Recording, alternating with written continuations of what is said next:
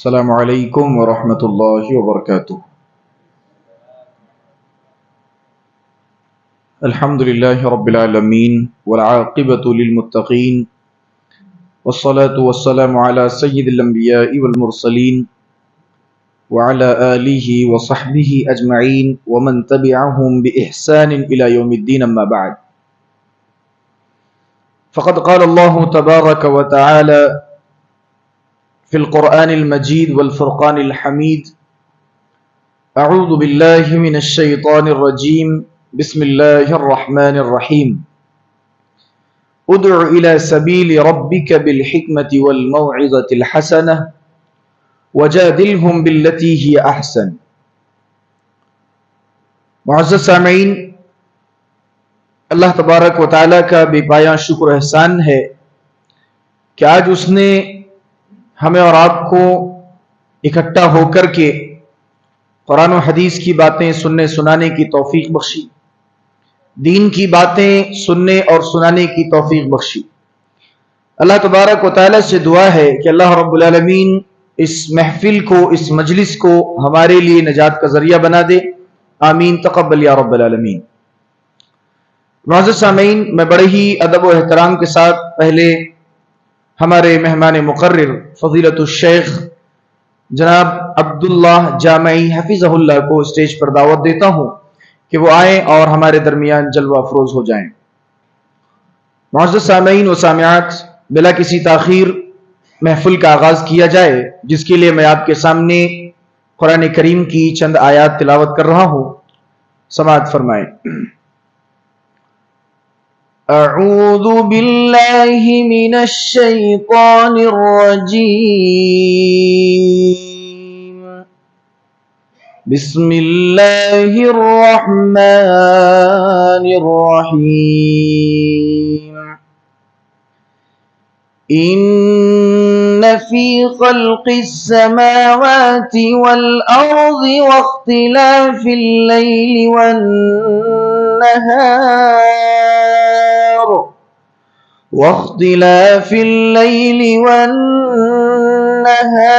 لآيات لأولي الألباب الذين يذكرون الله قياما وقعودا وعلى جنوبهم ويتفكرون في خلق السماوات والأرض ربنا ما خلقت هذا باطلا سبحانك فقنا عذاب النار ربنا إنك من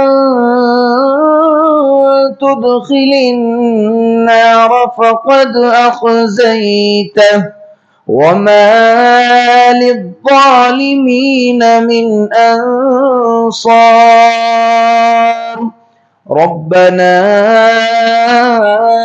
إننا سمعنا مناديا ينادي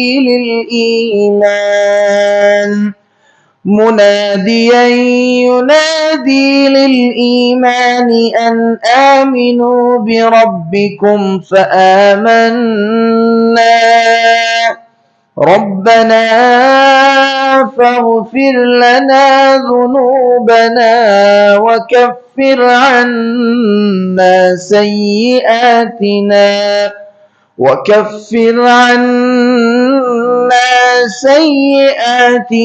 وتوفنا مع الأبرار ربنا وآتنا ما وعدتنا على رسلك ولا تخزنا يوم القيامة إنك لا تخلف الميعاد۔ معزز سامعین، اس کے بعد میں ایک منظوم کلام پیش کرنے کے لیے مسجد توحید کے صدر محترم جناب شیخ جاوید صاحب کو دعوت دیتا ہوں کہ وہ آئیں اور ہمارے درمیان منظوم کلام پیش کریں۔ مائک پر مسجد توحید کے صدر محترم۔ السلام علیکم ورحمۃ اللہ وبرکاتہ۔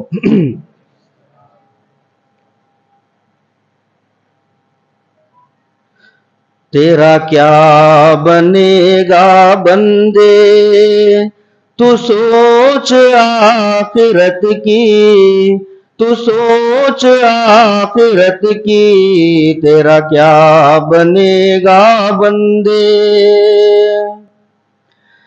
بے وفا دنیا پہ مت کر اعتبار، تو اچانک موت کا ہوگا شکار۔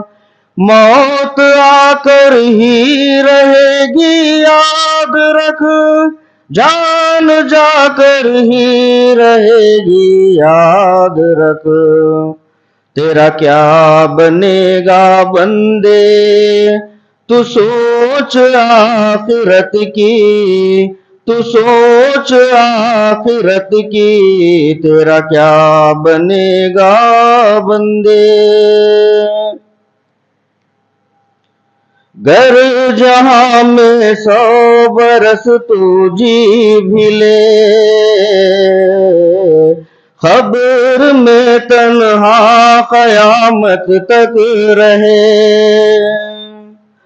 جب فرشتہ موت کا چھا جائے گا، پھر بچا کوئی نہ تجھ کو پائے گا۔ تیرا کیا بنے گا بندے، تو سوچ آخرت کی، تو سوچ آخرت کی، تیرا کیا بنے گا بندے۔ موت آئی پہلواں بھی چل دیے، خوبصورت نوجوان بھی چل دیے۔ دبدبا دنیا میں ہی رہ جائے گا، حسن تیرا خاک میں مل جائے گا۔ تیری طاقت تیرا فن عہدہ تیرا، کچھ نہ کام آئے گا سرمایہ تیرا۔ تیرا کیا بنے گا بندے، تو سوچ آخرت کی، تو سوچ آخرت کی، تیرا کیا بنے گا بندے۔ جیتنے دنیا سکندر تھا چلا، جب گیا دنیا سے خالی ہاتھ تھا۔ لہلہاتے کھیت ہوں گے سب فنا، خوشنما باغات کو ہے کب فنا۔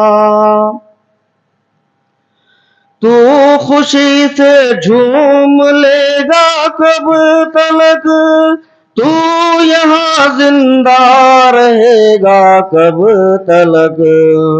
تیرا کیا بنے گا بندے، تو سوچ آخرت کی، تو سوچ آخرت کی، تیرا کیا بنے گا بندے۔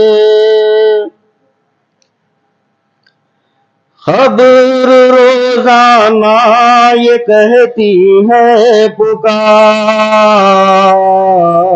مجھ میں ہے کیڑے مکوڑے بے شمار۔ یاد رکھ میں ہوں اندھیری کوٹھڑی، تجھ کو ہوگی مجھ میں سن وحشت بڑی۔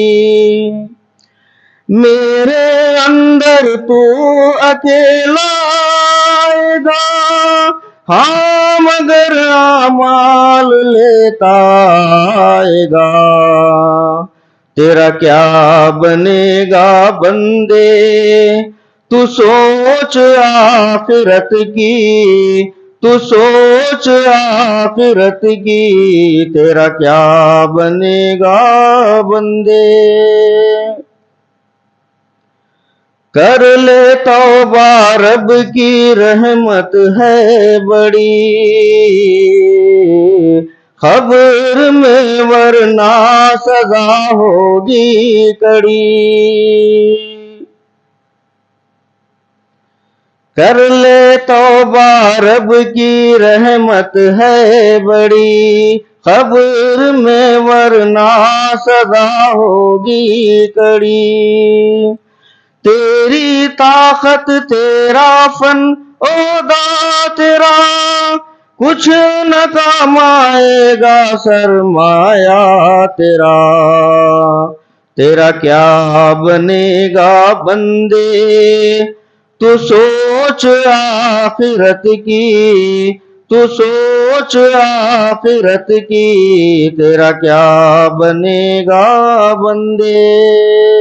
السلام علیکم ورحمۃ اللہ۔ ماشاء اللہ، جزاک اللہ خیرا واحسن الجزا۔ یہ تھے مسجد توحید کے صدر محترم شیخ جاوید صاحب، جو ہمارے سامنے آخرت کی فکر کرنے کے تعلق سے ہمیں اور آپ کو ترغیب دلا رہے تھے بزبان شاعر۔ ہمیں اور آپ کو چاہیے کہ اس نظم سے ہمیں اپنی آخرت کی پرواہ کرنی چاہیے۔ اس نظم کے ہر ایک جملے نے، ہر ایک لفظ نے ہمیں اور آپ کو آخرت یاد دلا دیا، قبر کے وہ مناظر یاد دلا دیے کہ قبر کی کیسی سختیاں ہیں، قیامت کی کیسی سختیاں ہیں، اور انسان آخرت میں جانے کے بعد اس کا ٹھکانہ کیا ہونے والا ہے اعمال کے اعتبار سے۔ اللہ رب العالمین سے دعا ہے کہ اللہ رب العالمین ہمارے صدر محترم کو جو ہے مال و دولت میں، عمر میں، رزق میں، ہر اعتبار سے اللہ رب العالمین انہیں برکت عطا فرمائے، آمین تقبل یا رب العالمین۔ اب آئیے اس کے بعد میں آپ کے سامنے بلا کسی تاخیر ہمارے مہمان مقرر فضیلت الشیخ عبداللہ جامعی حفظہ اللہ کو آپ کے سامنے پیش کرتا ہوں۔ میں بڑے ہی ادب و احترام کے ساتھ انہیں اسٹیج پر دعوت دیتا ہوں کہ وہ آئیں اور اپنے عنوان کی وضاحت کریں۔ مائک پر فضیلت الشیخ عبداللہ جامعی حفظہ اللہ۔ السلام علیکم ورحمۃ اللہ وبرکاتہ۔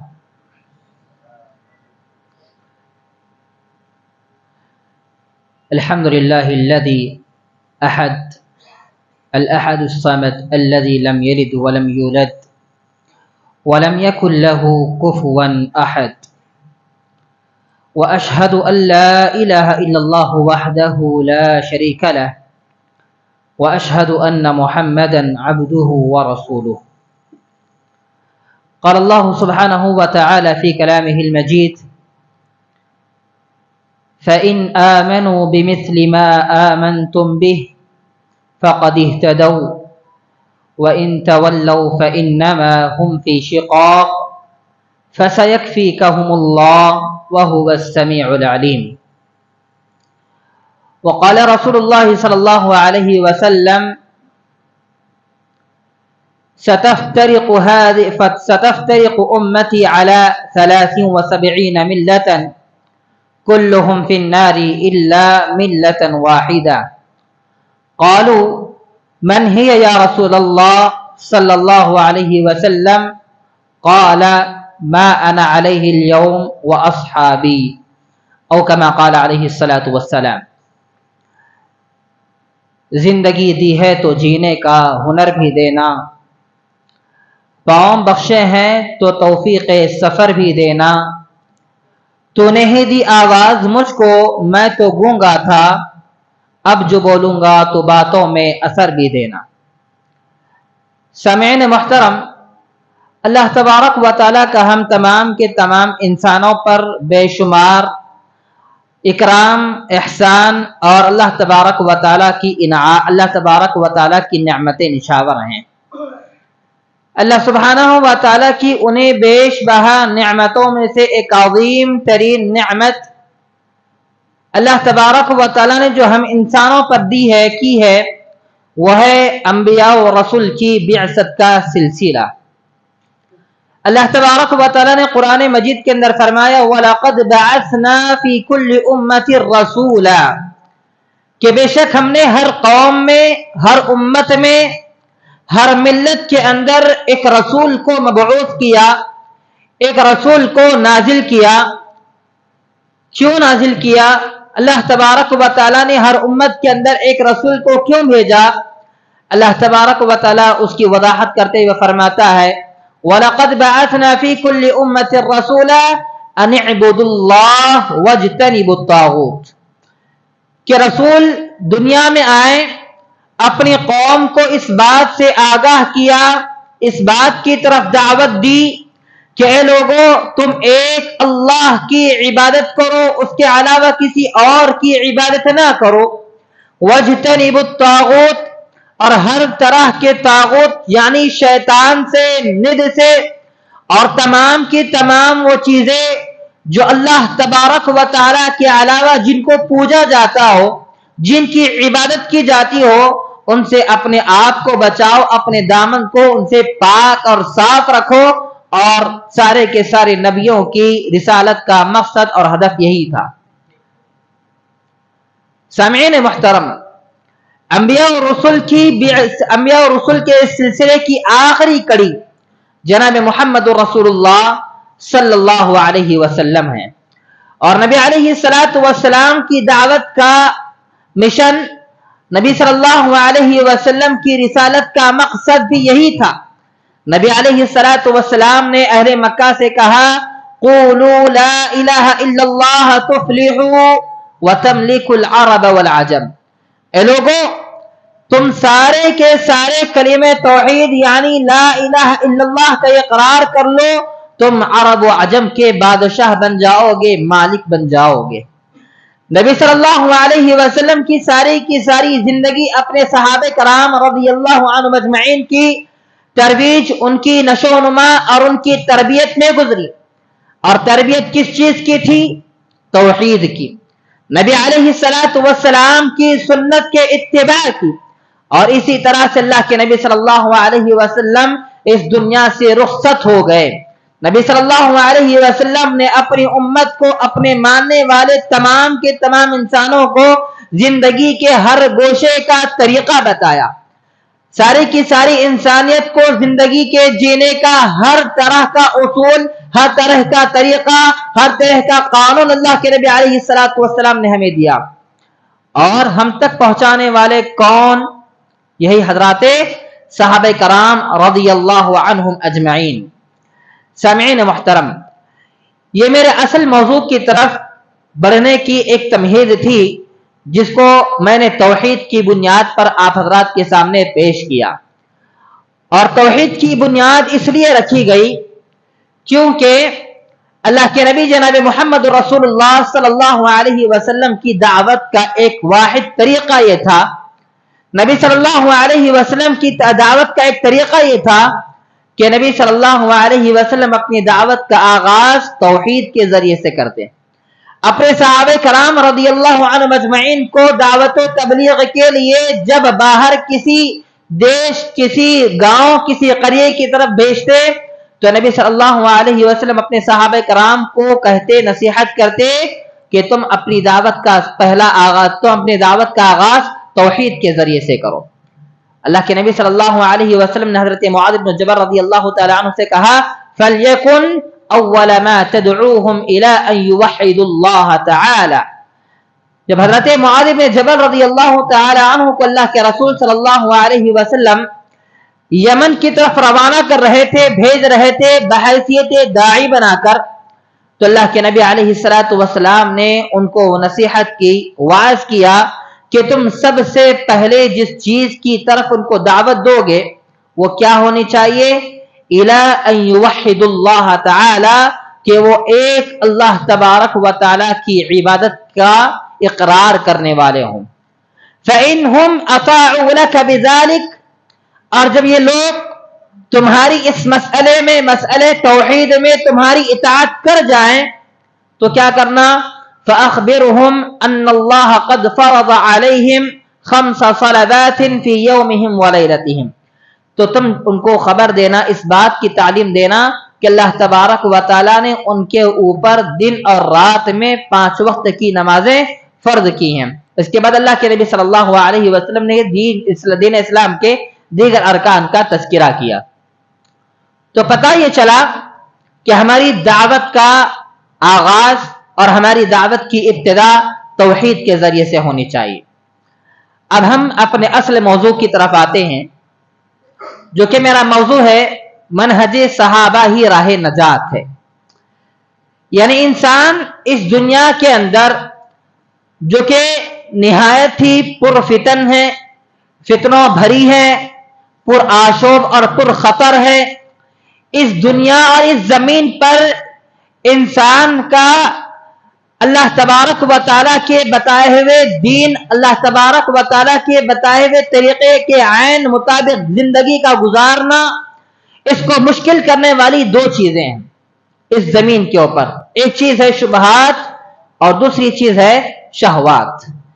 اور انہی دو چیزوں کی بابت اللہ کے نبی صلی اللہ علیہ وسلم نے اپنے صحابہ کرام رضی اللہ عنہم اجمعین کی بہترین انداز میں تربیت کی ہے. اور اسی وجہ سے صحابہ کرام رضی اللہ عنہم اجمعین میرے لیے, آپ کے لیے, دور حاضر میں زندگی گزارنے والے ہر انسان, ہر مسلمان کے لیے صحابہ کرام کی زندگی کا ہر گوشہ نمونے کا حقدار ہے, اسوہ اور قدوہ ہے. ہمارے لیے آئیڈیل ہے کہ ہم ان کو دیکھ کر اپنی زندگی کو سنواریں, ہم ان کو دیکھ کر اپنی زندگی کو بنائیں. ہم اپنی زندگی کو ان کے طریقے کے اوپر چل کر جنت بنا سکتے ہیں, اور ان کے طریقے سے منحرف ہو کر روگردانی کرتے ہوئے ہم اپنے لیے آخرت میں جہنم اپنا ٹھکانہ تیار کر سکتے ہیں. سامعین کرام, تو آئیے دیکھتے ہیں کہ نجات کا راستہ صحابہ کرام رضی اللہ عنہم اجمعین ہی کے طریقے میں اللہ تبارک و تعالیٰ نے کیسے رکھا اور کیوں رکھا ہے. ایک بندے مومن جو دن میں 5 وقتہ نمازوں کا اہتمام کرنے والا ہو, اس سے بڑھ کر اگر اللہ تبارک و تعالیٰ نے اس انسان کو توفیق دی ہو کہ وہ نوافل اور سنن کا اہتمام کرے, تو ہمیں معلوم ہوگا کہ ہماری نماز کی ہر رکعت میں ایک مسلمان بندہ اللہ تبارک و تعالیٰ سے صراط مستقیم کی ہدایت کی دعا مانگتا ہے. کیا کہتے ہوئے؟ سورۃ الفاتحہ تو ہر کسی کو یاد ہونی چاہیے. ایک مسلمان جو اپنے آپ کو مسلمان اور مومن کہتا ہو, اس کا تقاضا یہ ہے کہ ایک مسلمان کو سورۃ الفاتحہ کم از کم اس سورت کا اس کا علم ہو, اس کو یاد ہونی چاہیے اور اس کے معنی اور مفہوم سے وہ بالکل واقف ہو. کیا کہتا ہے بندہ مسلم؟ اہدنا الصراط المستقیم, اے میرے پروردگار تو مجھے سیدھے راستے کی رہنمائی عطا فرما, تو مجھے سیدھے راستے کی رہنمائی عطا فرما, صراط مستقیم پر تو مجھے گامزن کر دے. سبحان اللہ. ایک بندے مسلم اپنے آپ کے لیے اللہ تبارک و تعالیٰ سے صراط مستقیم کی دعا کرتا ہے. صراط مستقیم یعنی نجات کا راستہ, ایسا راستہ جس پر چل کر انسان دنیاوی زندگی کو اپنی جنت کی طرح بنا سکتا ہے, اللہ تبارک و تعالیٰ کی اطاعت میں, اللہ کے رسول صلی اللہ علیہ وسلم کی فرمانبرداری کے اندر. اور اسی طرح سے یہ صراط مستقیم ہی ہے جو انسان کو آخرت میں جنت کا حقدار بنانے والی ہے. تو اللہ تبارک و تعالیٰ سے ایک بندے مسلم کیا مانگتا ہے؟ اہدنا الصراط المستقیم, کہ اے میرے پروردگار, اے اللہ تعالیٰ تو مجھے صراط مستقیم کی ہدایت نصیب فرما. اب سوال یہ اٹھتا ہے کہ صراط مستقیم آخر ہے کیا چیز؟ اللہ تبارک و تعالیٰ نے سورۃ النساء کے اندر, اللہ تبارک و تعالیٰ نے اسی آیت کریمہ کے دوسرے ٹکڑے کے اندر اپنے بندوں کی اس پریشانی کا اللہ تعالیٰ نے حل عطا فرمایا ہے.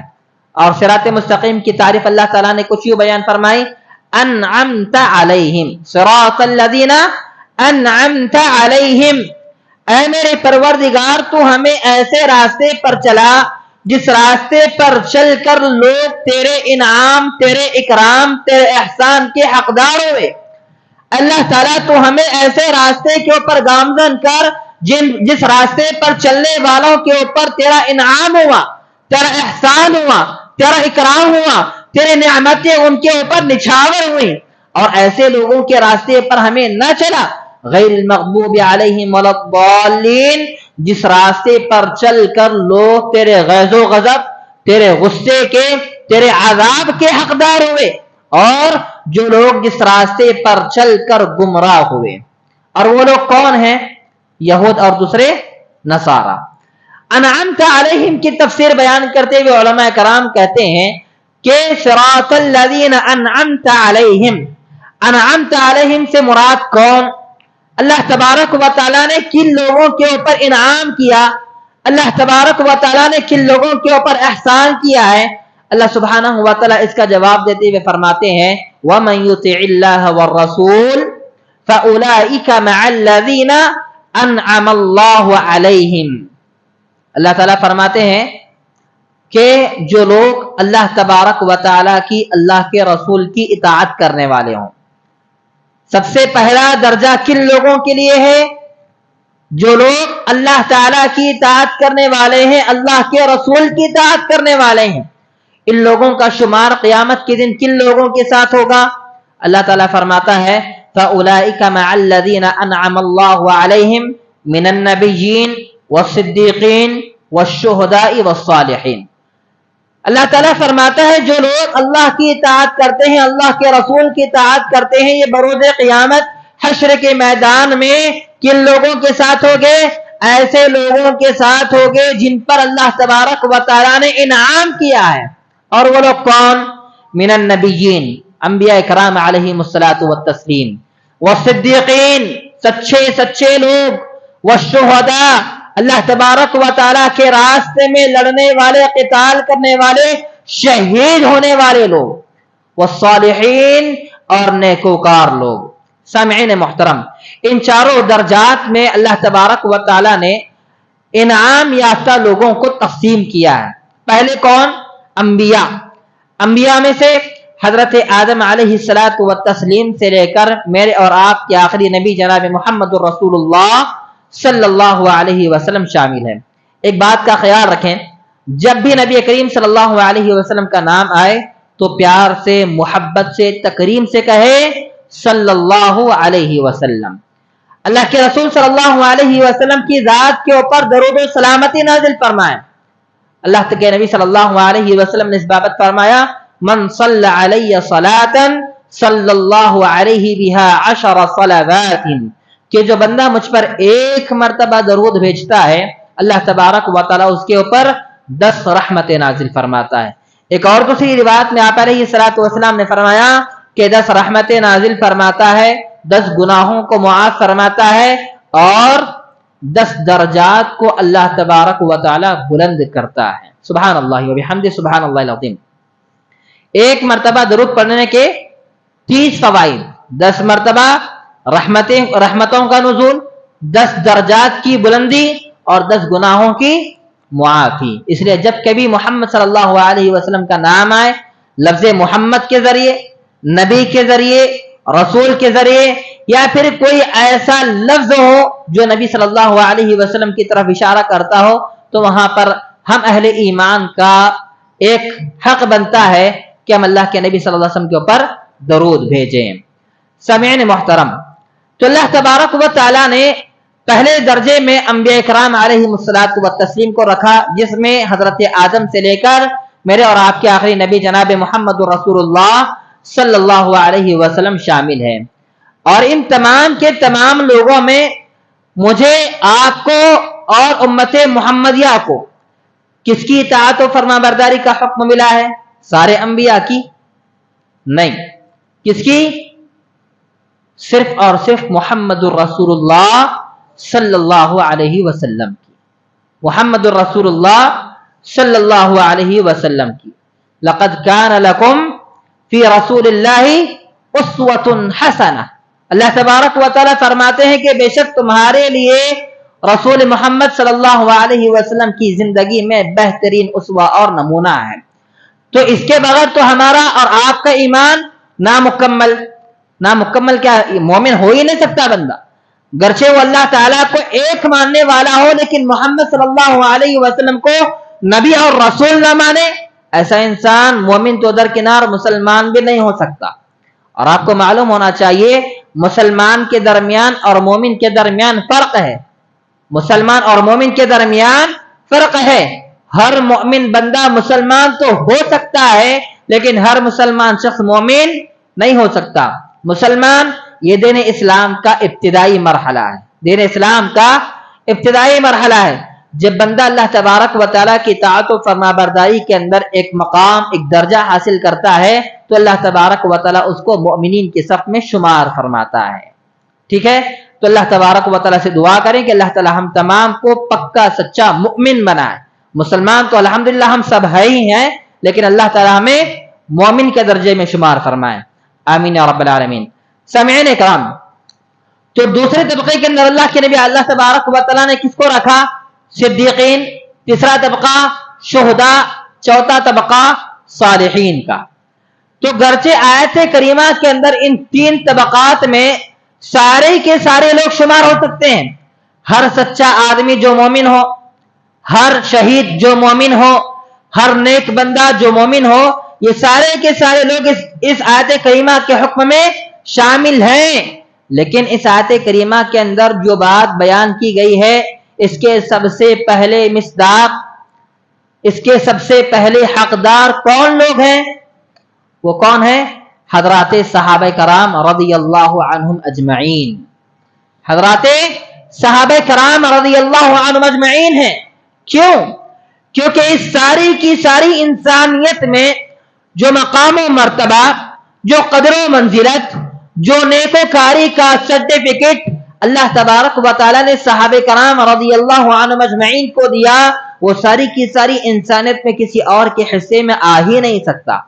انسان نیک ہو سکتا ہے, انسان سچا ہو سکتا ہے, انسان شہید ہو سکتا ہے. کیا کوئی نیک صحابی کا مقام حاصل کر سکتا ہے؟ کیا کوئی شہید اس زمانے کا صحابی کا مقام حاصل کر سکتا ہے؟ کیا کوئی سچا پکا مومن صحابہ رسول صلی اللہ علیہ وسلم کا مقام حاصل کر سکتا ہے؟ نہیں, ہرگز نہیں. صحابہ کرام رضی اللہ عنہم اجمعین وہ جماعت ہے جن کی بابت اللہ تبارک و تعالیٰ نے قرآن مجید کے اندر اپنی رضامندی کا علی الاعلان ذکر کیا. اللہ تعالیٰ فرماتا ہے رضی اللہ عنہم ورضوا عنہ, یہ وہ لوگ ہیں جن سے اللہ تعالیٰ راضی ہوا اور یہ لوگ اللہ تعالیٰ سے راضی ہوئے. اور آپ اس کے اندر ایک چیز کے اوپر غور کریں, اللہ تبارک و تعالیٰ نے پہلے اپنی رضامندی کا ذکر کیا. کیا کہ اللہ تعالیٰ نے رضی اللہ عنہم, پہلے اللہ تعالیٰ ان سے راضی ہوا, ورضوا عنہ, اور یہ لوگ اللہ تبارک و تعالیٰ سے راضی ہوئے. تو اس چیز سے بھی ہمیں اس بات کی مزید تاکید ملتی ہے کہ اللہ تبارک و تعالیٰ نے صحابہ کرام رضی اللہ عنہم اجمعین کو کس قدر بلند مقام کے اوپر فائز فرمایا تھا. سامعین محترم, اس سے بڑھ کر اگر ہم آگے چلتے ہیں تو ہمیں معلوم ہوگا قرآن مجید کے اندر اللہ تبارک و تعالیٰ نے صحابہ کرام رضی اللہ عنہم اجمعین کے ایمان کو ساری کی ساری انسانیت کے لیے ایمان کا پیمانہ بنایا, ایمان کا ترازو بنایا. اور جو لوگ صحابہ کرام رضی اللہ عنہم اجمعین کے طریقے کے مطابق اپنی زندگی کو گزارنے والے ہیں, ان کے طریقے کے مطابق یا ان کی طرح ایمان لانے والے ہیں, اللہ تعالیٰ نے ان کے بارے میں فرمایا کہ ہدایت یافتہ ہیں, یہ ہدایت پر ہیں. اور جو لوگ ان کے راستے سے ہٹ کر غیروں کی اتباع کرنے والے ہوں, ان کے راستے سے روگردانی کرنے والے ہوں, تو اللہ تعالیٰ نے فرمایا کہ یہ سری اختلاف کے اندر پڑے ہوئے ہیں, یہ گمراہیوں کے اندر پڑے ہوئے ہیں. اور اللہ تبارک و تعالیٰ نے ان کے لیے اپنی کفایت کا اعلان کیا. ان کے لیے یعنی اللہ تبارک و تعالیٰ ان کے خلاف صحابہ کرام کی جانب سے کافی اور وافی ہو جائے گا. اللہ تعالیٰ نے سورۃ البقرہ کے اندر کیا فرمایا؟ فَإِنْ آمَنُوا بِمِثْلِ مَا آمَنْتُمْ بِهِ فَقَدِ اهْتَدَوْا, اگر یہ لوگ بھی تمہاری طرح ایمان لے آتے فقد اہتدوا, تو وہ لوگ ہدایت پاتے, وہ ہدایت یافتہ ہو جاتے, وہ جنتوں کو پانے والے بن جاتے, ان کی زندگیاں ایمان والی بن جاتی, اور آخرت میں یہ لوگ اللہ تبارک و تعالیٰ کی رضامندی کے حقدار بھی ہوتے. لیکن اس کے علاوہ کیا کیا لوگوں نے؟ فَإِنْ آمَنُوا بِمِثْلِ مَا آمَنْتُمْ فَقَدِ اهْتَدَوْا وَإِنْ تَوَلَّوْا فَإِنَّمَا هُمْ فِي شِقَاقٍ فَسَيَكْفِيكَهُمُ اللَّهُ وَهُوَ السَّمِيعُ الْعَلِيمُ. اللہ تبارک و تعالیٰ فرماتا ہے کہ یہ لوگ جنہوں نے صحابہ کرام رضی اللہ عنہم اجمعین کے طریقے سے روگردانی اختیار کی, ان کی طرح ایمان لانے سے منہ موڑ لیا, تو کس بارے میں؟ فَإِنَّمَا هُمْ فِي شِقَاقٍ, تو یہ گمراہی کے اندر ہے، اختلاف کے اندر پڑے ہوئے ہیں۔ فَسَيَكْفِيكَهُمُ اللَّهُ، اور اللہ تبارک و تعالی ان کے لیے کافی ہوگا، ان کو عذاب دینے کے لیے، ان کی دنیاوی اور اخروی زندگی کو تنگ کرنے کے لیے اللہ تبارک و تعالی ان کے خلاف کافی اور وافی ہو جائے گا۔ اور اللہ تعالیٰ نے اپنی دو صفات کا تذکرہ کیا، اللہ تعالیٰ سننے والا اور جاننے والا ہے، اللہ تعالیٰ سننے والا اور جاننے والا ہے۔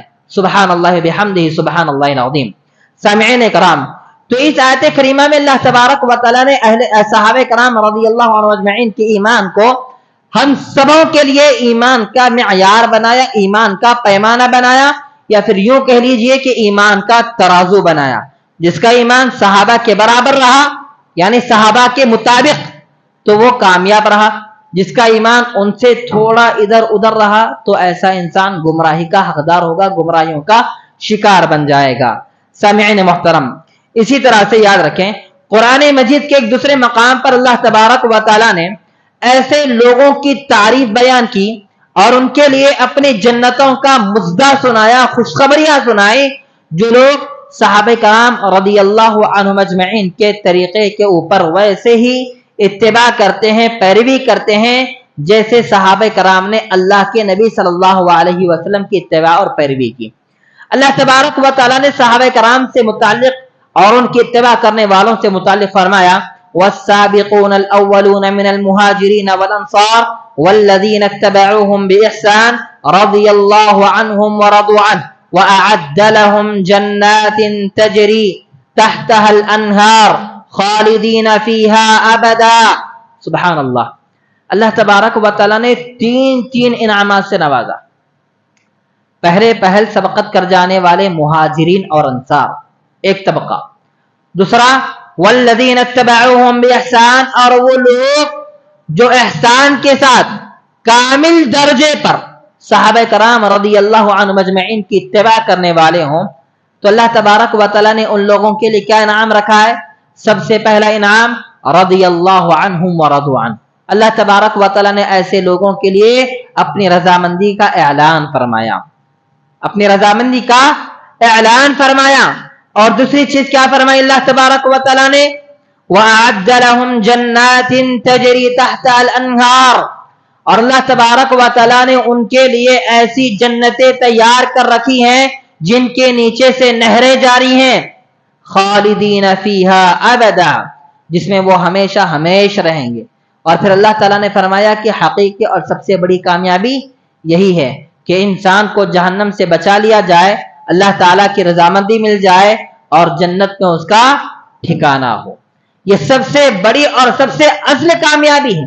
اگر کوئی بندہ دنیا کے اندر اس کامیابی کو چھوڑ کر دنیاوی کامیابی کے پیچھے بھاگے تو انسان وقتی طور پر دنیا میں کامیاب تو ہو سکتا ہے، لیکن آخرت جو دائمی رہنے والی ہے، ہمیشہ رہنے والی ہے، جس میں انسان کو کبھی موت نہیں ہوتی، ایسے مقام کے اوپر انسان جا کر ہار جاتا ہے اور کامیابی کے بجائے ناکام ہو جاتا ہے۔ اور کامیابی اللہ تعالیٰ نے کس میں رکھی؟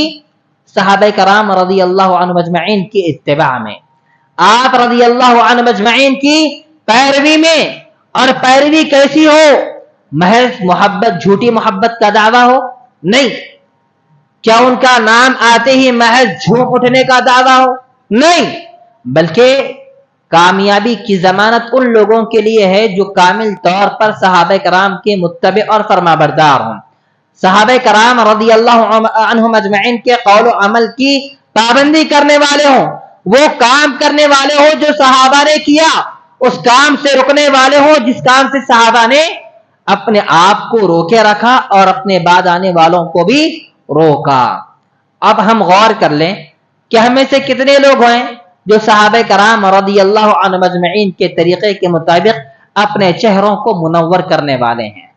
ہم میں سے کتنے لوگ ہیں جو صحابہ کرام رضی اللہ عنہم اجمعین کے طریقے کے مطابق اپنا لباس زیبتن کرتے ہیں؟ ہم میں سے کتنے لوگ ہیں جو صحابہ کرام رضی اللہ عنہم اجمعین کے طریقے کے مطابق اپنی شادی بیاہ کی تقریبات کو انجام دینے والے ہیں؟ ہم میں سے کتنے لوگ ہیں جو اللہ تبارک و تعالیٰ کی واجب کردہ فرض کردہ عبادات کو صحابہ کے طریقے کے مطابق انجام دینے والے ہیں۔ سامعین کرام، یہ غور کرنے کا مقام ہے۔ ہمارے شادی بیاہ کی رسومات، ہمارا لباس، ہمارا اڑنا بچھونا، ہمارا اٹھنا بیٹھنا، ہمارا کھانا پینا، اور حتیٰ کہ ہمارا چہرہ، ہمارے سر کے بال، ہمارے دیگر اعضاء، یہ سارے کے سارے چیزیں کن لوگوں کے مطابق ہیں؟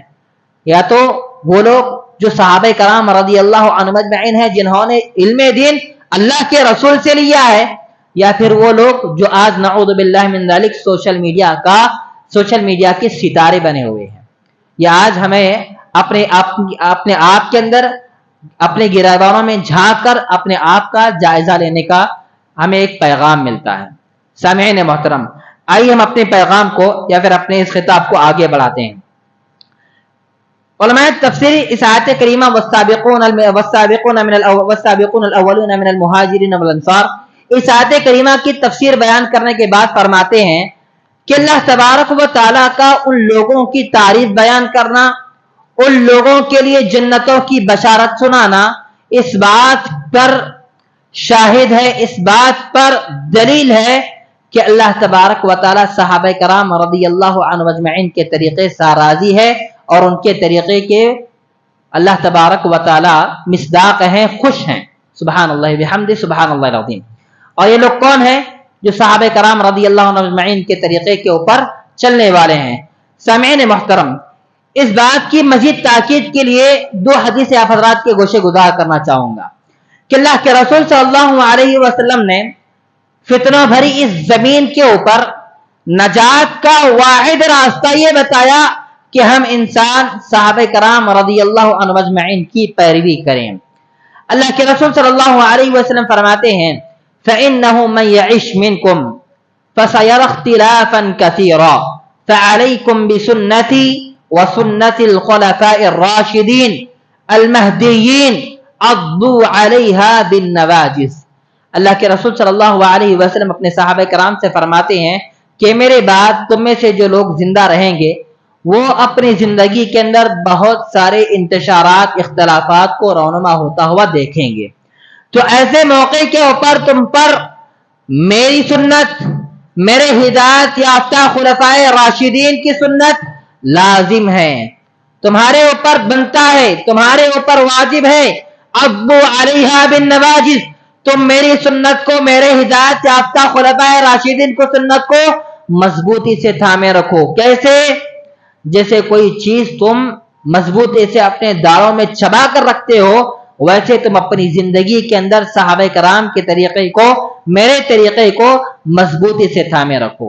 وَإِيَّاكُمْ وَمُحْدَثَاتِ الْأُمُورِ، اور دین میں نئے نئے کام کو ایجاد کرنے سے بچو، دین میں نئے نئے کام کو ایجاد کرنے سے بچو، بدعات و خرافات سے بچو۔ کیوں؟ فَإِنَّ كُلَّ بِدْعَةٍ ضَلَالَةٍ، کیونکہ ہر بدعت گمراہی ہے۔ اور ایک روایت میں اللہ کے نبی صلی اللہ علیہ وسلم نے فرمایا وَكُلُّ ضَلَالَةٍ فِي النَّارِ، ہر طرح کی گمراہی انسان کو جہنم میں لے جانے والی ہے۔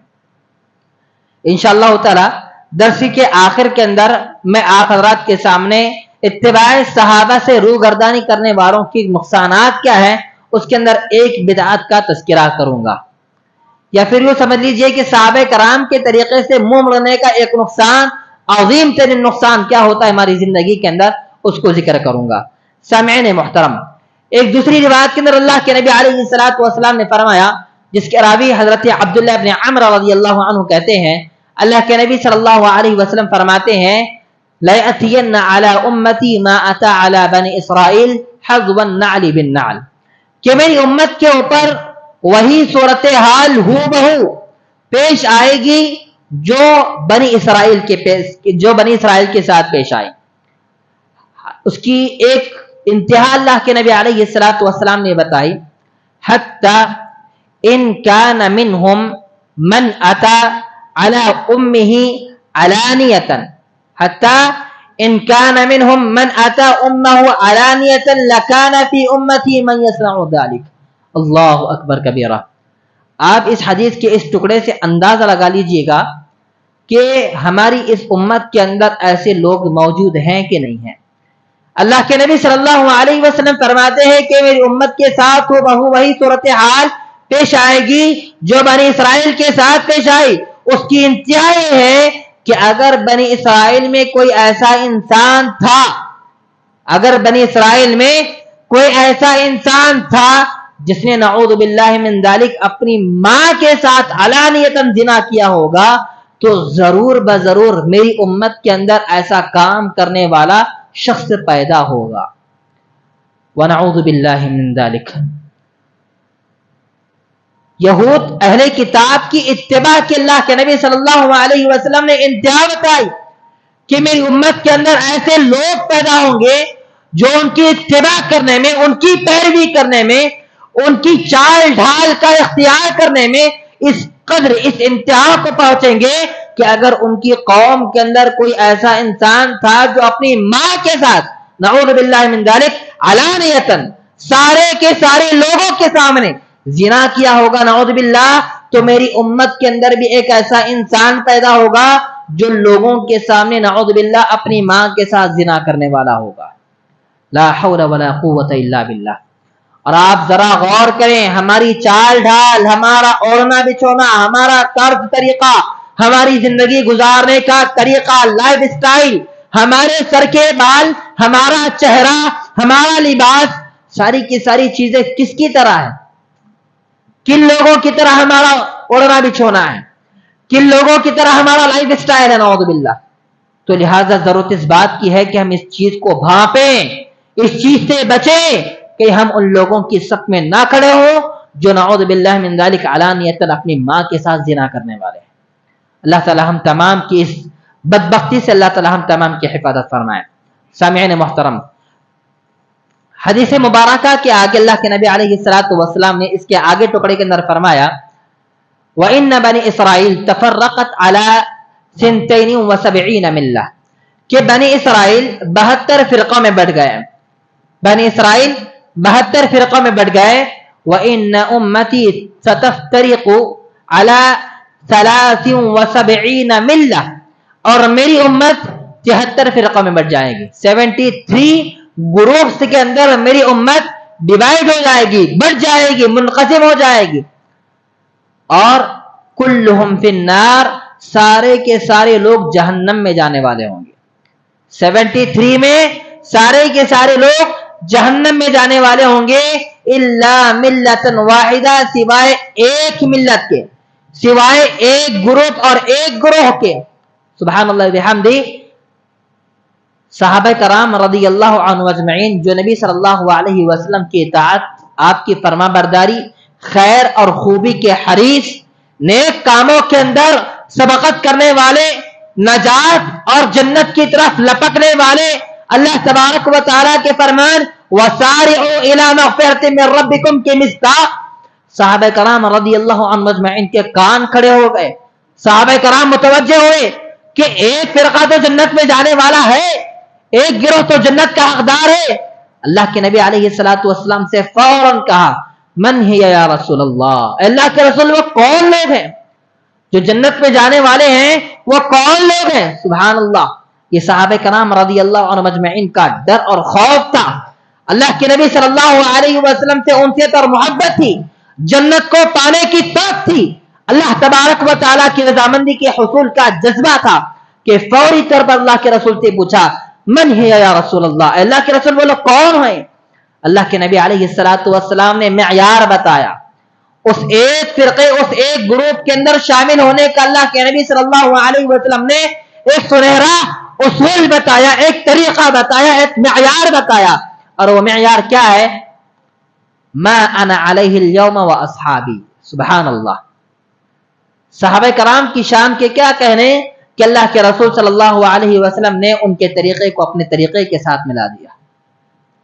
اللہ کے رسول نے فرمایا ما انا علیہ اليوم واصحابی کہ آج کے دن جس طریقے کے اوپر میں گامزن ہوں، میرے صحابہ گامزن ہیں، اس طریقے کے مطابق اپنی زندگی کو گزارنے والا انسان کل بروز قیامت جب 72 فرقوں کو جہنم میں ڈالا جائے گا، اس ایک فرقے میں سے ہوگا جو جنت میں جانے والا ہوگا، جو نجات پانے والا ہوگا، جو جنت کو پانے والا ہوگا. سبحان اللہ. اللہم اجعلنا منہم آمین یا رب. اللہ تعالی ہم تمام کا شمار اس ایک فرقے میں سے بنائے جو صحابہ کرام کے حقیقی متبع اور پیروکار ہیں. آمین یا رب العالمین. سامعین محترم، پتہ یہ چلا کہ نجات کا واحد راستہ صحابہ کرام رضی اللہ عنہم اجمعین کی اتباع کا طریقہ ہے. ان کی اتباع کرنا، ان کی پیروی کرنا، ویسے کرنا جیسے اللہ تبارک و تعالی نے کہا. اور کیسے کہا؟ والذین اتبعوہم بإحسان. والذین اتبعوہم بإحسان. وہ لوگوں سے اللہ تبارک و تعالی راضی ہوگا، ان کے لیے اللہ تعالیٰ نے جنت کا وعدہ کیا ہے جو لوگ احسان کے ساتھ صحابہ کی پیروی کرنے والے ہیں. اللہ کے رسول صلی اللہ علیہ وسلم کی تربیت یافتہ صحابہ کرام کی جماعت نے داڑیاں کیسے چھوڑی تھی؟ مکمل. اپنا لباس کیسے ڈھکا تھا؟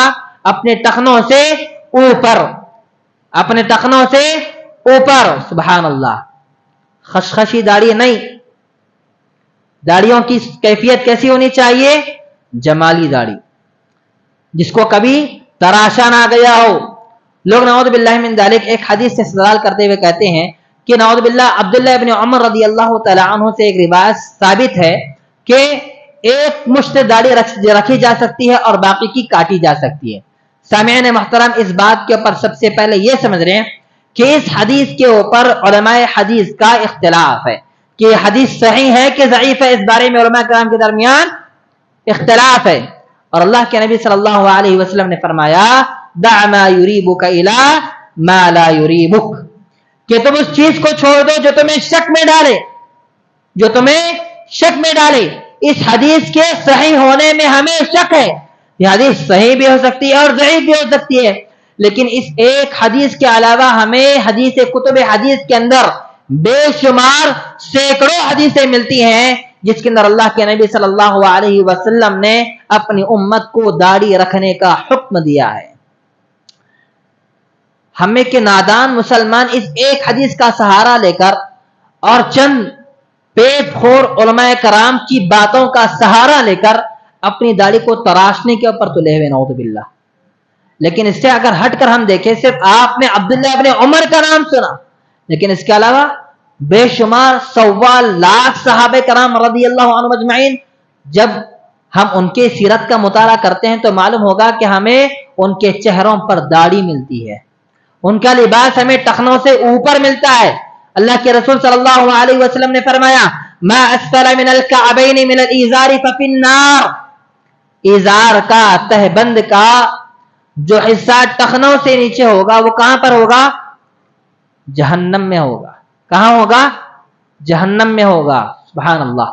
اللہ تبارک و تعالی ہم تمام کی حفاظت فرمائے. سامعین محترم، تو جنت کا حقدار وہ شخص ہے، اللہ کی رضامندی کا حقدار وہ شخص ہے جو صحابہ کرام کی کامل اتباع کرے، احسان کے ساتھ اتباع اور پیروی کرنے والا ہو. امید کروں گا کہ آپ کو کامل اور احسان کا مطلب سمجھ آیا ہوگا. اللہ کے نبی صلی اللہ علیہ وسلم سے سچی محبت صحابہ سے سیکھیں. اللہ کے نبی صلی اللہ علیہ وسلم کی اطاعت و فرما برداری کا جذبہ صحابہ سے سیکھیں کہ انہوں نے اپنے نبی کی اتباع کیسی کی، انہوں نے اپنے نبی کی اطاعت و فرما برداری کیسے کی ہے.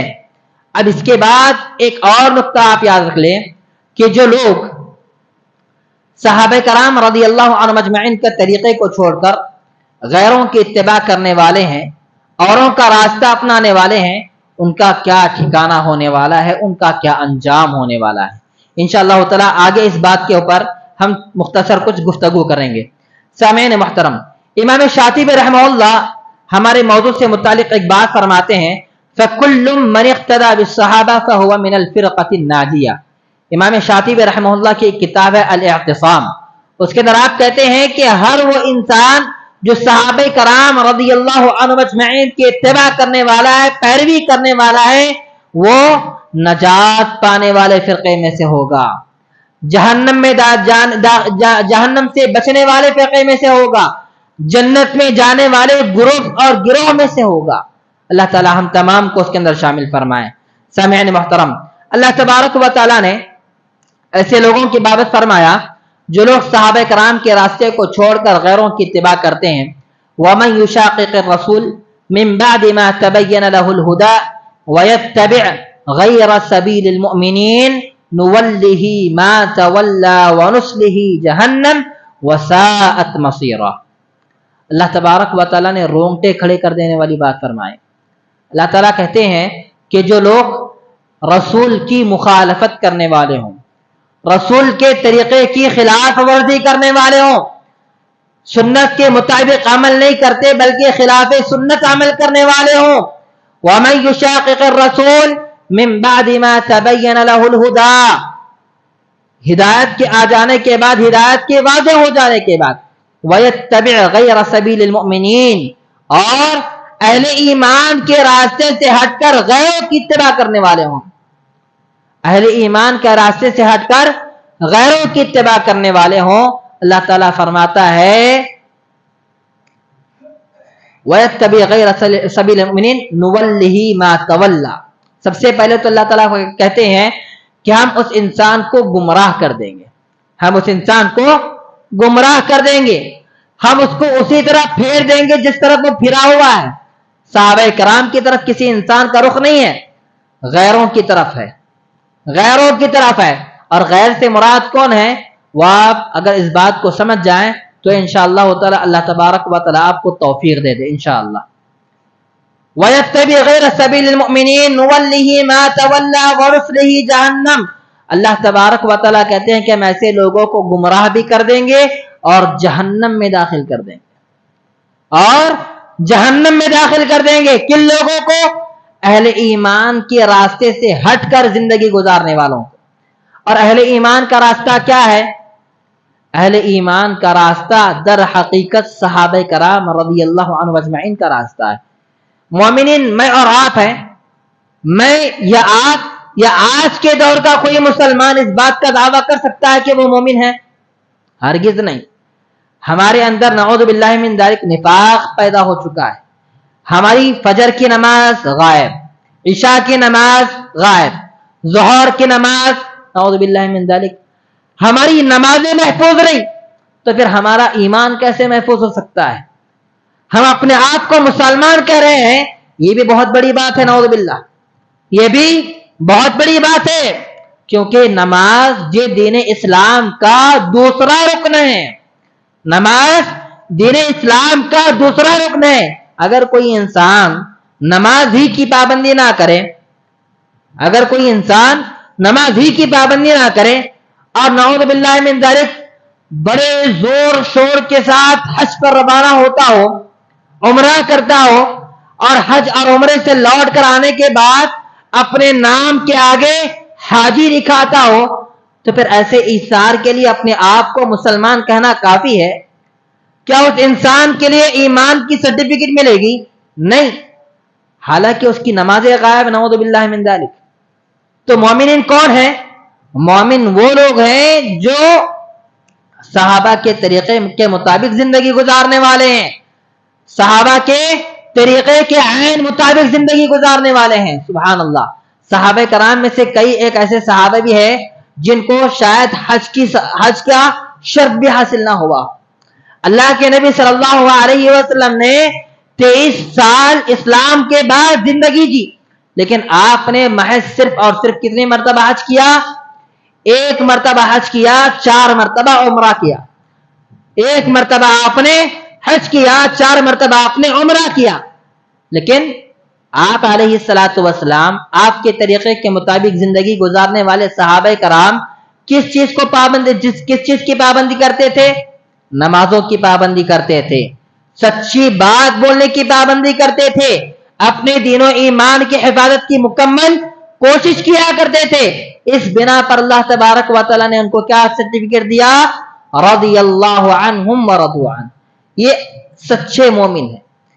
اللہ تعالیٰ نے کہا ان لوگوں کے راستے پر چلنے والوں سے اللہ تعالیٰ راضی ہوگا، ان لوگوں کے راستے پر چلنے والوں کو اللہ تبارک و تعالیٰ دخول جنت کا سرٹیفکیٹ عطا فرمائے گا.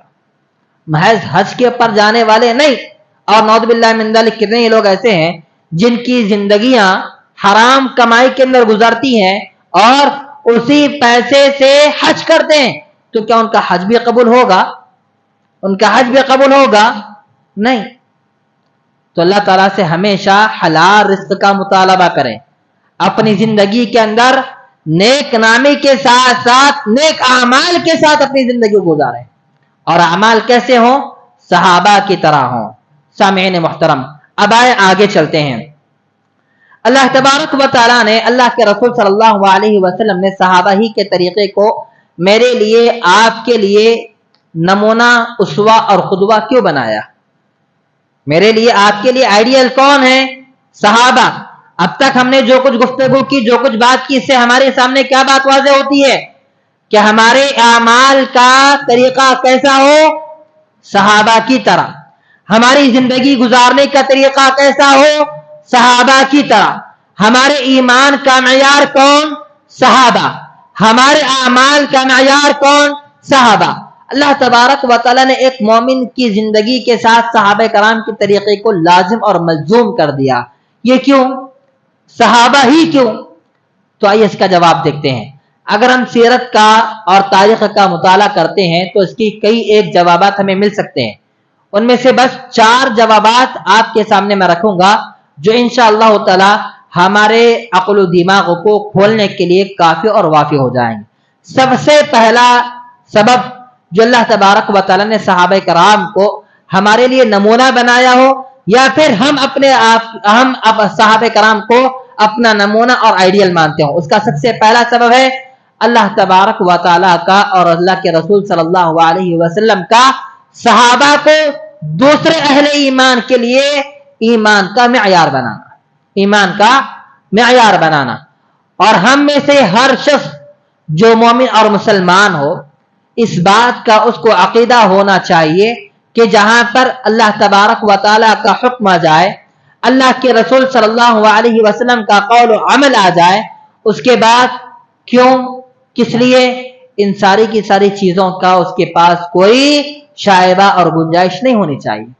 اللہ تعالیٰ نے ہمارے لیے صحابہ کرام کو ایمان کا معیار بتایا، ہماری زندگی کے گزارنے کا نمونہ اور آئیڈیل بنایا، ہم نے مان لیا۔ اللہ تعالیٰ نے فرمایا فَإِنْ آمَنُوا بِمِثْلِ مَا آمَنْتُمْ بِهِ فَقَدِ اهْتَدَوْا، اگر یہ لوگ تمہاری طرح ایمان لے آتے تو کامیاب ہو جاتے، اور اگر تمہارے طریقے سے گردانے کے، تمہارے طریقے سے منہ موڑ لیا تو یہ لوگ کیا ہو جائیں گے؟ گمراہ ہو جائیں گے۔ اس لیے ہم اپنے صحابہ کرام کو ہمارے دین کے لیے، ہمارے اعمال کے لیے اپنا نمونہ اور اپنا آئیڈیل مانتے ہیں۔ دوسری چیز یہ ہے کہ اللہ تبارک و تعالیٰ نے صحابہ کرام رضی اللہ عنہ اجمعین کو اس شرف عظیم سے نوازا تھا کہ صحابہ کرام کے استاذ اللہ کے نبی صلی اللہ علیہ وسلم خود تھے۔ اللہ کے نبی صلی اللہ علیہ وسلم کے جیسا تا قیامت کوئی استاذ نہیں آ سکتا، اور صحابہ کرام جیسے شاگرد تا قیامت کسی استاذ کو نہیں مل سکتے۔ اللہ تبارک و تعالی نے صحابہ کرام رضی اللہ عنہ اجمعین کو اس شرف سے نوازا تھا کہ دنیا کا کوئی بھی مسئلہ ہو، چاہے ان کے دین سے تعلق رکھنے والا ہو یا ان کے دنیا سے تعلق رکھنے والا ہو، تو براہ راست کس سے سوال کرتے صحابہ؟ اللہ کے نبی جناب محمد رسول اللہ صلی اللہ علیہ وسلم سے دریافت کرتے ہیں، اللہ کے رسول صلی اللہ علیہ وسلم میرے ساتھ ایسا معاملہ پیش آیا ہے، اس کا کیا حل ہے؟ میرے ساتھ ایسا کچھ مسئلہ پیش آیا ہے، اللہ کے رسول قرآن مجید کے اندر آپ کی نظر میں اس معاملے کا حل کیا ہے؟ چاہے دنیا کا معاملہ ہو، چاہے دین کا معاملہ ہو۔ کس سے؟ اللہ کے نبی علیہ الصلوۃ والسلام سے صحابہ کرام اس مسئلے کا حل طلب کیا کرتے تھے۔ اور اسی وجہ سے جو فہم، جو سمجھ قرآن کی، اللہ کے نبی صلی اللہ علیہ وسلم کی سنت کی جو فہم و ادراک صحابہ کرام رضی اللہ عنہ اجمعین کو ملا، وہ تا قیامت کسی اور کے حصے میں نہیں آ سکتا۔ قرآن مجید کو جس طرح صحابہ نے سمجھا کوئی اور سمجھ سکتا نہیں، قرآن مجید کی تفسیر سنت رسول کو جس طرح سے صحابہ نے اپنایا اور سمجھا کوئی اور سمجھ سکتا نہیں۔ یہی وجہ ہے کہ اللہ تبارک و تعالی نے صحابہ کرام کے طریقوں کو میرے لیے اور آپ کے لیے نمونہ اور آئیڈیل بنایا ہے۔ اور ایک چیز، صحابہ کرام رضی اللہ عنہ اجمعین وہ جماعت ہے جنہوں نے شریعت اسلام کو تیار ہوتا ہوا دیکھا، اپنی نگاہوں سے دیکھا، اپنے کانوں سے سنا، اور پھر سننے کے بعد، دیکھنے کے بعد محض آپ کی طرح میری طرح ہاتھ باندھ کر بیٹھے نہیں رہے، آپ کی طرح میری طرح اپنے دل میں جو کچھ آیا وہ نہیں کیا، بلکہ کیا کیا انہوں نے؟ قرآن مجید کو نازل ہوتا ہوا، اترتا ہوا دیکھا، اللہ کے نبی علیہ الصلوۃ والسلام کی زبانی قرآن مجید کی تفسیر ہوتی ہوئی آپ رضی اللہ عنہ اجمعین نے اپنے کانوں سے سنا، تو اس کو اپنی عملی زندگی کے اندر بھی نافذ فرمایا۔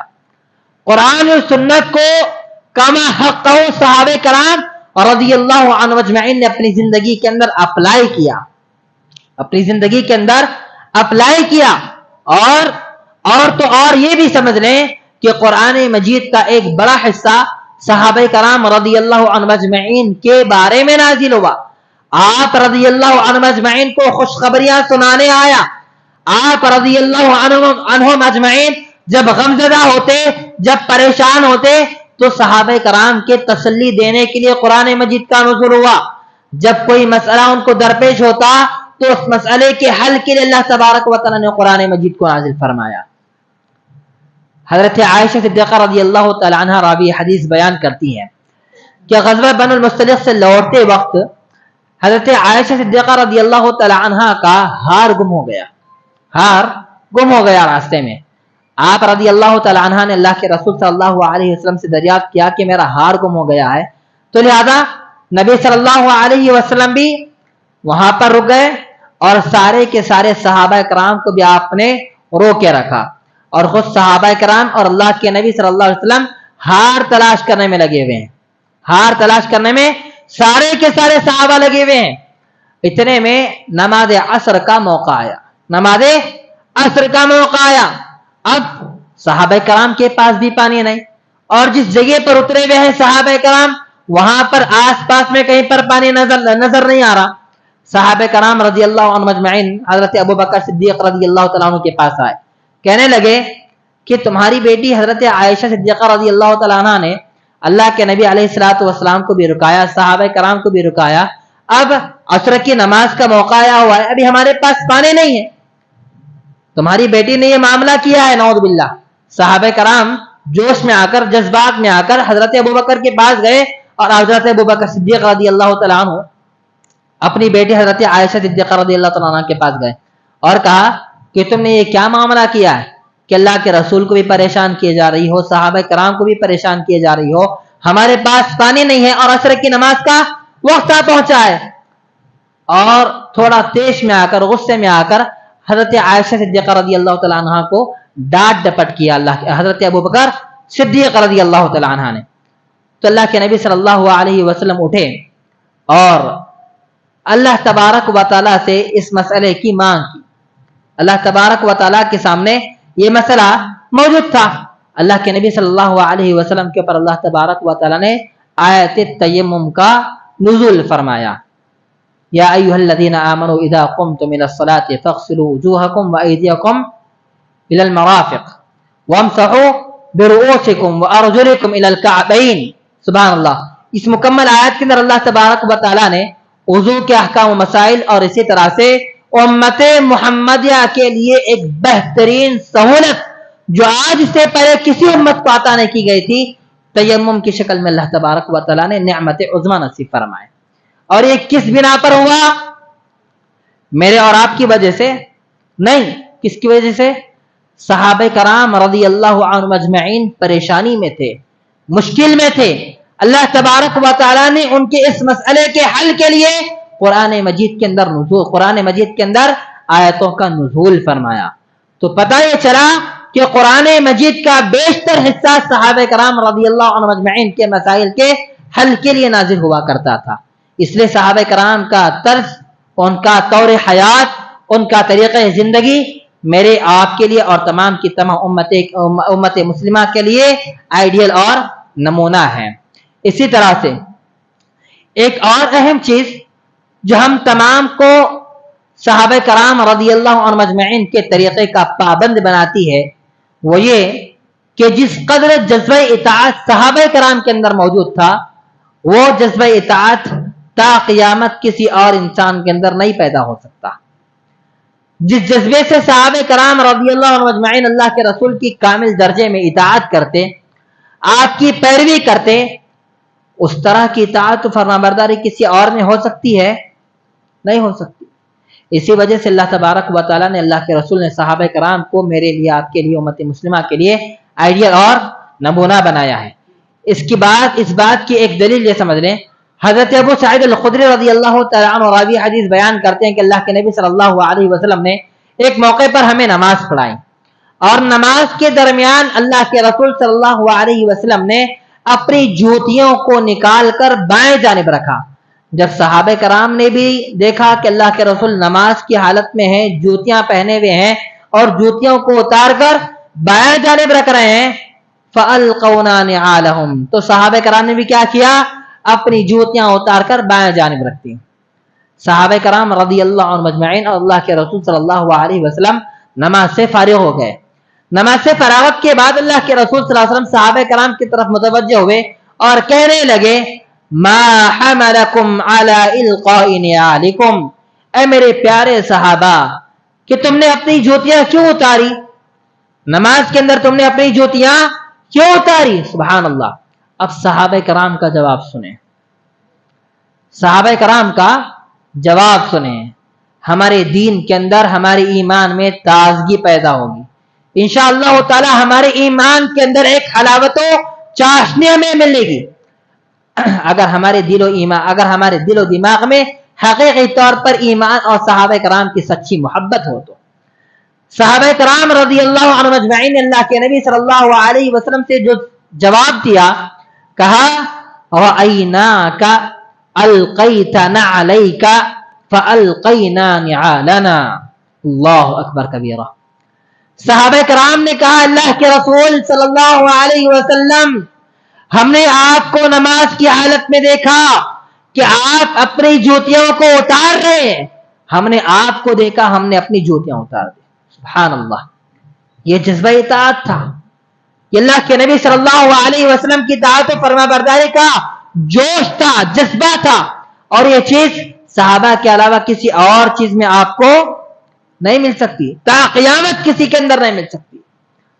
اللہ کے نبی صلی اللہ علیہ وسلم نے اس کی ایک وجہ بتائی، کہا فَإِنَّ جِبْرِيلَ أَتَانِي فَأَخْبَرَنِي أَنَّ فِيهِمَا قَدْرًا، حضرت جبریل میرے پاس نماز کی حالت میں آئے تھے اور کہا کہ میری جوتیوں میں گندگی لگی ہوئی ہے، اس لیے میں نے اپنی جوتیاں اتار دی تھی، لیکن تم نے کیوں اتاری؟ تو جواب کیا ملا؟ رأیناک القیت نعلیک فالقینا نعالنا، اللہ کے رسول، ہم نے آپ کو جوتیاں اتارتے ہوئے دیکھا، ہم نے بھی اپنی جوتیاں اتاری۔ سبحان اللہ، سبحان اللہ، سبحان اللہ۔ یہ صحابہ کرام تھے، یہ صحابہ کرام ہیں، سبحان اللہ، کہ جن کے اندر اس قدر اطاعت و فرما برداری کا جذبہ اور اطاعت و فرما برداری کا جوش تھا جو تا قیامت کسی اور کے حصے میں نہیں آ سکتا۔ اللہ کے نبی علیہ الصلوۃ والسلام نے دوران خطبہ جمعہ کا خطبہ دے رہے تھے اللہ کے رسول، تو اللہ کے نبی صلی اللہ علیہ وسلم نے ایک صحابی رسول سے کہا کہ بیٹھ جاؤ، اور ایک دوسرے صحابی کے سر پر ایک بوجھل چیز تھی، ان کو پتہ نہیں تھا کہ اللہ کے رسول صلی اللہ علیہ وسلم کسی اور صحابی سے کہہ رہے ہیں کہ تم بیٹھ جاؤ۔ وہ صحابی رسول نے جیسے ہی اللہ کے رسول صلی اللہ علیہ وسلم کی ندا سنی، آواز سنی کہ بیٹھ جاؤ، تو وہ بوجھ برداری لے کر وہ صحابی رسول صلی اللہ علیہ وسلم وہیں پر بیٹھ گئے۔ ابھی مسجد کے اندر بھی داخل نہیں ہوئے تھے کہ جہاں پر ٹھہرے ہیں وہیں پر آپ رضی اللہ تعالیٰ عنہ بیٹھ گئے۔ سبحان اللہ، یہ صحابہ کرام رضی اللہ عنہ اجمعین کی اطاعت و فرما برداری تھی، یہ آپ کا جذبہ اطاعت تھا جو کسی اور کے اندر ہمیں کبھی دیکھنے کو نہیں مل سکتا۔ اور یہی وجہ ہے کہ اللہ تبارک و تعالیٰ نے صحابہ کرام کے طریقے کو میرے لیے، آپ کے لیے اور تمام امت مسلمہ کے لیے آئیڈیل اور نمونہ بنایا ہے۔ اگر ان تمام کے تمام اسباب کے باوجود، قرآن مجید اور احادیث رسول اور آثار سلف کے باوجود، اگر کوئی انسان ہدایت و رہنمائی، نجات، کامیابی اور کامرانی کسی اور راستے میں تلاش کرے، کسی انجینئر کے، کسی ڈاکٹر کے، کسی امام کے، کسی پیر و فقیر کے راستے پر اگر کوئی بندہ یہ ساری کی ساری چیزیں تلاش کرتا ہو، ہدایت اور رہنمائی، کامیابی اور کامرانی تلاش کرتا ہو، تو ایسا انسان یقیناً گمراہ ہے۔ کیا ہے وہ انسان؟ گمراہیوں کے اندر جا گرے گا، کتاب و سنت سے دور ہوگا، عقل پرستی کا شکار بن جائے گا، اور نتیجہ کیا ہوگا؟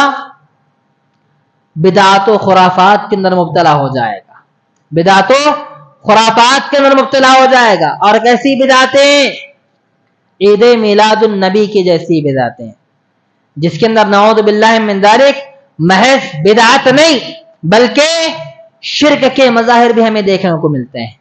اللہ کے نبی صلی اللہ علیہ وسلم سے نعوذ باللہ من ذالک اس عید میلاد النبی کی بدعت میں استعانت و استغاثہ کیا جاتا ہے، اللہ کے رسول سے دعائیں مانگی جاتی ہیں، آپ علیہ السلام سے مدد مانگی جاتی ہے، اپنی مشکلات کے حل کے مطالبے کیے جاتے ہیں، اپنے مسائل کو ان کے سامنے پیش کیا جاتا ہے، اور نعوذ باللہ من ذالک یہ عقیدہ رکھا جاتا ہے کہ اللہ کے نبی صلی اللہ علیہ وسلم ان کی ہر محفل میں آئیں، یعنی اللہ کے رسول صلی اللہ علیہ وسلم کے بارے میں حاضر و ناظر کا دعویٰ کیا جاتا ہے کہ اللہ تبارک و تعالی کہ اللہ کے رسول صلی اللہ علیہ وسلم ہر جگہ حاضر و ناظر ہے۔ اور یہ عقیدہ کن لوگوں کا ہے؟ مسلمانوں کا ہے؟ نہیں، یہ ہندوؤں کا عقیدہ ہے۔ ان کا کیا عقیدہ ہے؟ ہر کنکر میں شنکر، ہر کنکر میں شنکر کس کا عقیدہ ہے؟ ہندوؤں کا، غیر مسلموں کا، ایسے لوگوں کا جو نعوذ باللہ من ذالک میرے اور آپ کے خدا اللہ تبارک و تعالیٰ کو گالی دینے والے ہیں، ایسے لوگوں کا عقیدہ جو میرے اور آپ کے آخری نبی جناب محمد رسول اللہ صلی اللہ علیہ وسلم کے اوپر نعوذ باللہ من ذالک لعن طعن کرنے والے ہیں، آپ کی چہیتی بیوی حضرت عائشہ صدیقہ رضی اللہ تعالیٰ عنہ کے بارے میں اپنی زبانوں کو گندی کرنے والے ہیں۔ ایسے لوگوں کے عقائد کو اپنے دل و جان کے اندر پالنے والے لوگ پھر کہتے ہیں ہم اللہ کے رسول سے محبت کرنے والے ہیں، ابو بکر و عمر سے ہم محبت کرنے والے ہیں، عثمان و علی کا دم بھرنے والے ہیں، نعوذ باللہ۔ کیا یہ صحابہ کرام کی اطاعت کرنے والے ہیں؟ کیا یہ اللہ کے رسول کی محبت کا تقاضا ہے؟ نہیں، یہ اللہ کے رسول کی توہین ہے، یہ صحابہ کرام رضی اللہ عنہم اجمعین کے طریقے کی دھجیاں اڑانا ہے، آپ کے نبی کی، آپ کے صحابہ کرام کی، نبی علیہ السلام کے ازواج مطہرات کی، میری اور آپ کی سارے کے سارے امہات المؤمنات کی شان میں گستاخیاں کرنا ہے۔ یہ عید میلاد النبی در حقیقت عید میلاد نہیں بلکہ نعوذ باللہ من ذالک عید وفات النبی ہے، عید وفات النبی ہے، نعوذ باللہ۔ کیوں؟ کیونکہ جس تاریخ کو یہ عید منائی جاتی ہے وہ در حقیقت تاریخ میلاد کی نہیں، اللہ کے رسول کی پیدائش کی تاریخ نہیں ہے، بلکہ اللہ کے رسول محمد صلی اللہ علیہ وسلم کی وفات کی تاریخ ہے، اور اس بات پر سارے کے سارے مؤرخین کا اتفاق ہے۔ یہ تو بڑی دور کی بات ہوئی، اگر ہم اپنی زندگی کے کچھ سال پیچھے جاتے ہیں تو ہمیں معلوم ہوگا کہ ہمارے بڑے بزرگ لوگ اس تاریخ کو 12 وفات کے نام سے جانتے تھے۔ کیا کہتے تھے؟ 12 وفات کہتے تھے۔ 12 وفات کیوں؟ کیونکہ 12 ربیع الاول کو اللہ کے رسول کی وفات ہوئی ہے، اللہ کے رسول کا انتقال ہوا ہے، پردہ نہیں کر کے اللہ کے رسول کیا ہوا ہے؟ اللہ کے رسول کا انتقال ہوا ہے۔ انک میت وانہم میتون، اللہ کے رسول محمد صلی اللہ علیہ وسلم آپ بھی میت ہیں، مرنے والے ہیں، اور یہ لوگ بھی مرنے والے ہیں۔ اللہ تبارک و تعالیٰ جس ذات کو کہہ رہا ہے کہ تم مرے ہوئے ہو، تم مرنے والے ہو، اور ہمارے نام نہاد مسلمان اس بات کو تسلیم کرنے سے قاصر ہیں، کہتے ہیں کہ رسول مرے نہیں ہیں، نعوذ باللہ من ذالک انتقال نہیں ہوا ہے بلکہ پردہ فرما گئے ہیں، وصال فرما گئے ہیں، نعوذ باللہ۔ اور اسی بدعت کا نتیجہ ہے کہ ایسے ایسے اشعار پڑے جاتے ہیں، نعوذ باللہ، کہ اللہ کے رسول کو شریک ٹھہرانا تو درکنار، آپ علیہ السلام کو اللہ کا درجہ دیا جاتا ہے، نعوذ باللہ من ذالک، اللہ کا درجہ دیا جاتا ہے۔ کہتے ہیں وہی جو مستوی تھا عرش پر خدا ہو کر اتر پڑا مدینے میں مصطفیٰ ہو کر. نعوذ باللہ من ذالک. اس شعر کا مطلب سمجھے انشاءاللہ تعالی ہماری نگاہیں ہماری آنکھیں کھل جائیں گی. شاعر کہتا ہے کہ جو رحمان عرش کے اوپر مستوی ہے وہ رحمان عرش کے اوپر مستوی تو ہے لیکن جب دنیا میں مدینے میں آتا ہے تو نعوذ باللہ من ذالک مصطفیٰ کی شکل اختیار کر جاتا ہے. تو پتا کیا چلا محمد عربی صلی اللہ علیہ وسلم کو کہا جا رہا ہے کہ آپ ہی حقیقت میں عرش کے اوپر مستوی ہے. نعوذ باللہ. اور یہ سارے کی ساری چیزوں کا سبب ان ساری کی ساری شرکیہ امور اور بدعات و خرافات کا واحد نتیجہ یا واحد وجہ اور سبب کیا ہے؟ صحابہ کرام رضی اللہ عنہم اجمعین کے طریقے سے دوری. آپ کی اطاعت اور آپ کی اتباع سے دور رہنا, آپ کے طریقے سے روگردانی کرنا, اللہ کے نبی صلی اللہ علیہ وسلم سے جھوٹی محبت کا دعویٰ بھرنا ہے. لہذا ضرورت اس بات کی ہے کہ ہم اپنی زندگی کے ہر گوشے میں اللہ کے رسول کی اطاعت و فرما برداری کو لازم پکڑیں. اللہ کے رسول نے جن صحابہ کرام کی تربیت کی اور جن کے طریقے کو میرے لیے آپ کے لیے نمونہ اور اسوہ بنایا ہے, ہم اس طریقے کو اپنی زندگی کے اندر فالو کریں, اپنائیں, اپلائی کریں. تب جا کر میں, آپ اور امت مسلمہ کا ہر فرد ایک کامیاب زندگی جی بھی سکتا ہے اور ایک کامیاب زندگی کو آخرت میں حاصل کر بھی سکتا ہے. اللہ تبارک و تعالی ہم تمام کو حسن عمل کی توفیق عطا فرمائے اور حقیقی معنوں میں اللہ تبارک و تعالی کی اطاعت کرنے, اللہ کے رسول کی اطاعت کرنے اور صحابہ کرام کی کامل طور پر اطاعت کرنے والا بنائیں اور نجات پانے والے فرقوں میں سے اللہ تبارک و تعالی ہم تمام کا شمار فرمائیں. آمین یا رب العالمین. وآخر دعوانا ان الحمدللہ رب العالمین وصلی اللہ علی نبینا محمد صلی اللہ علیہ وسلم. السلام علیکم ورحمۃ اللہ وبرکاتہ.